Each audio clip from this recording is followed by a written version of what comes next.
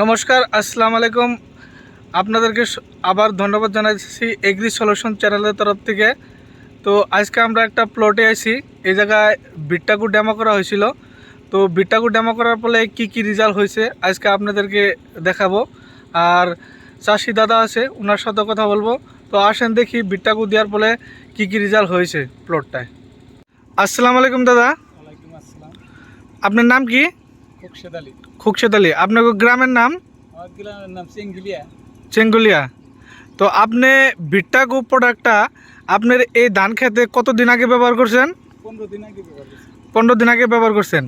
তো বিট্টাকু ব্যবহার করার ফলে আপনার খেতে কি মাজরা পোকা আইছে? না, মাজরা পোকা আসে। মাজরা পোকা আহে নাই। আরও আপনি কি উপকার পাইছেন বিট্টাকুতে?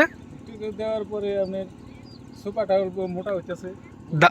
ধানের সুপা মোটা হইতেছে, ধানটা চেহারা হইছে। চেহারাও ভালো হইতেছে ধানের। মাজরা পোকা তো নাই খেতে। মাজরা পোকা নাই। তো আপনি আরও কোনো বেনিফিট পাইছেন বিট্টাকু দেওয়ার ফলে? বেনিফিট পাইছি। জোয়াবার দিছিলাম তো বিট্টাকু। জবার দিছিলেন, কীরকম পাইছেন? জোয়াবার দেওয়া তো ভালো রেজাল্ট পাইছি। ভালো রেজাল্ট পাইছেন। তো দুই একজন চাষি ভাইরা এই গ্রামের কইতাছে বিট্টাকু দিলে নাকি আপনার গান্ধী মারা ওষুধও দিতে লাগে না, এটা কি হাসা? আচ্ছা, গান্ধী মারা ওষুধ দিতে লাগে। আপনারা গান্ধী মারাও কন্ট্রোল পাইতেছেন কি? কন্ট্রোল মানে জোয়াবার অল্প জায়গা দিছিলাম, ওইটুক জায়গা গান্ধী মারা দেওয়া লাগে। দেওয়া লাগে না, না? আর ধানও আপনার উৎপাদনও বাড়ে না? উৎপাদন বাড়ে, ধানের কালারটা ভালো হয়। ধানের কালার ভালো হয়, ধানের উৎপাদন বাড়ে না? তো আপনি বিট্টাকু ব্যবহার করে কি একদম স্যাটিসফাই? স্যাটিসফাই।